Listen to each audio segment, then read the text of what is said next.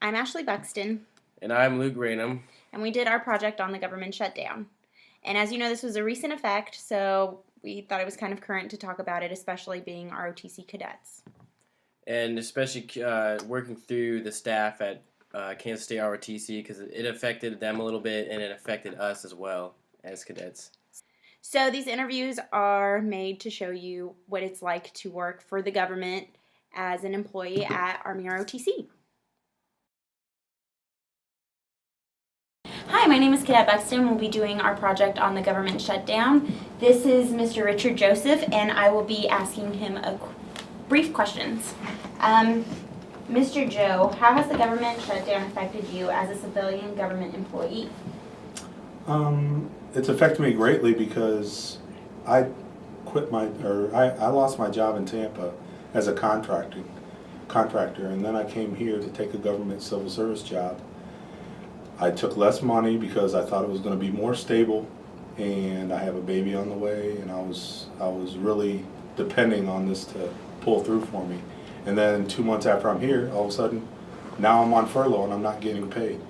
Okay, so another question I have for you, since there has been previous government shutdowns, how secure do you feel about working for the government?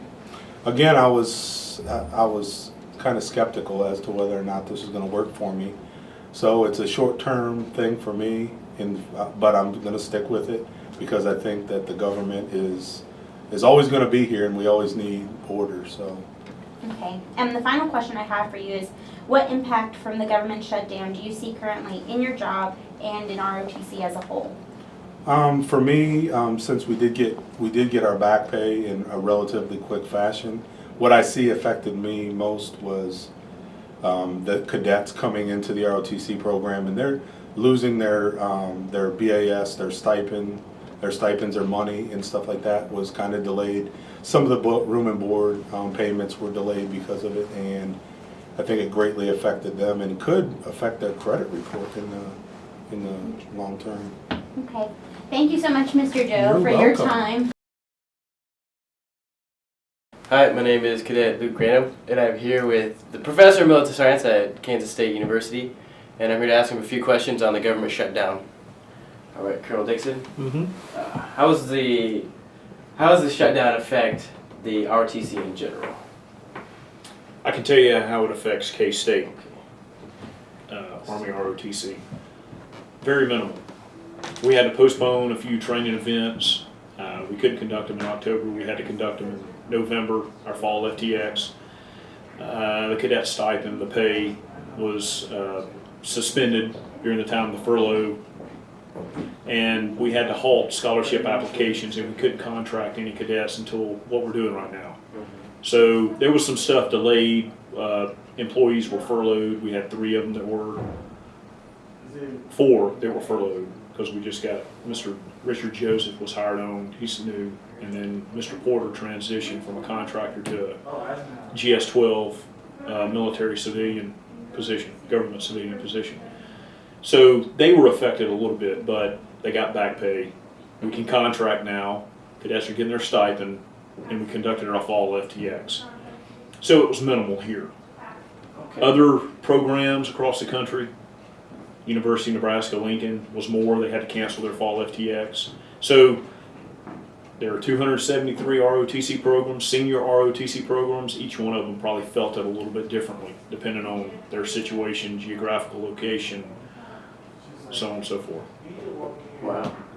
So do you think that this will happen again, this government shutdown? I don't know.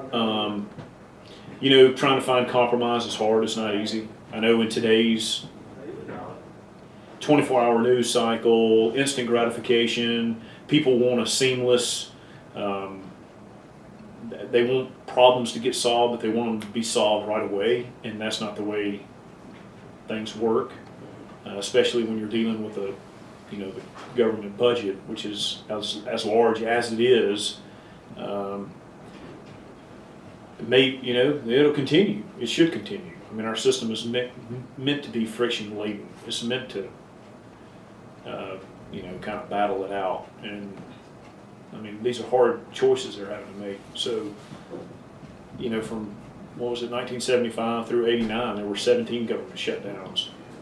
but we didn't have a 24-hour news cycle to report on it, so it wasn't In your face. in our face all the time.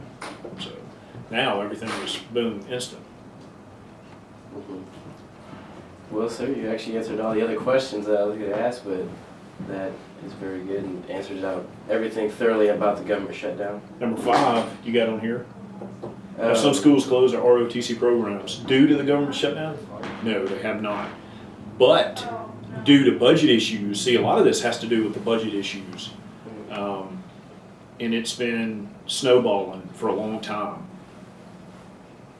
Pensions, the government can continue to you hear the term gold-plated pensions and all this. There's a reluctance of taxpayers to continue funding governments, and pensions are one example.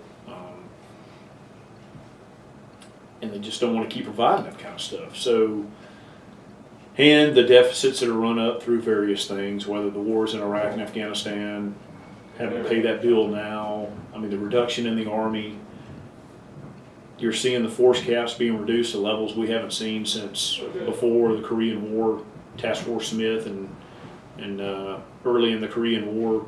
Those are the levels we're going to go back to. But with that reduction, you're going to see ROTC programs reduce as well.